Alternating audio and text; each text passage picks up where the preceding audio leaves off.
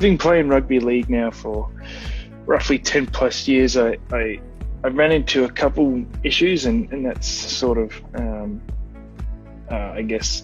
justified when you play such a high intensity and high impact sport. But it was more the issues I ran into sort of in the off season, finishing off a season and starting a new season. It was the way that I didn't feel my body had recovered as such, and still pulling up from my off-season programs, still pretty sore, and not being able, I guess, to feel rejuvenated as such. And then from that spurred a couple of issues in terms of injury and in the lower back and hips. And although we're still, I guess, working with that now, I've certainly progressed in that sort of, from that standpoint, in my approach to training.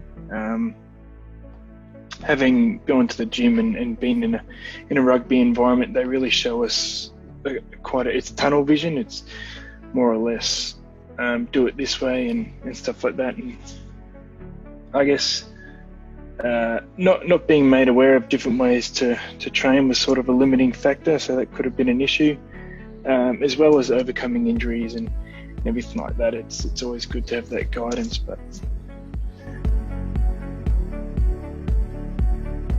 immensely, not only from, I guess, a training point of view, but a community point of view, getting in contact and building connections with, pretty incredible people. So there's certainly that aspect. But in terms of personally, and I guess the progress I've made is better than any progress I would have made on myself, just on my own, and safe to say with anyone else, because the intentions that you have, that Trent has, is only, I guess, his intentions are for you to get better, and you can really see that. So I've been able to, I guess,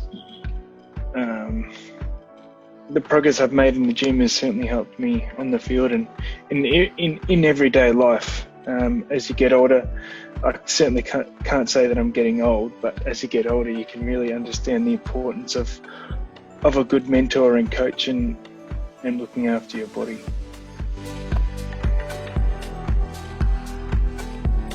Highly enjoyable. Being I guess exposed to a lot of different sort of trainings, even if, I don't know if that's the word, but different sort of training methods had really opened my eyes to seeing what works for you, what I guess works, quote unquote works.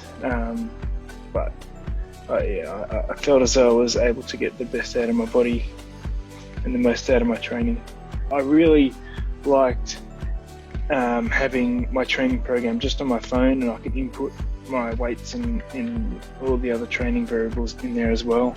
That was, although it's sort of, you could say it's a necessity to have that, I guess, platform, but that was what I really enjoyed, putting sort of some of the responsibilities back on you. That was an aspect I really, really enjoyed.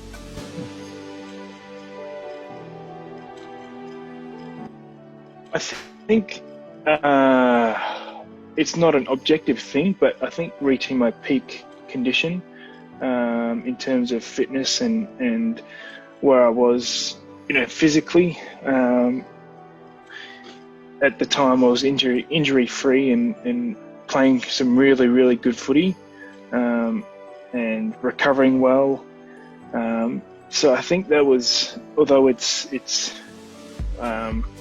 not, it's not you don't get rewarded for it as such, but it was something that it just gave me confidence and a good foundation to work off. So it sort of built a foundation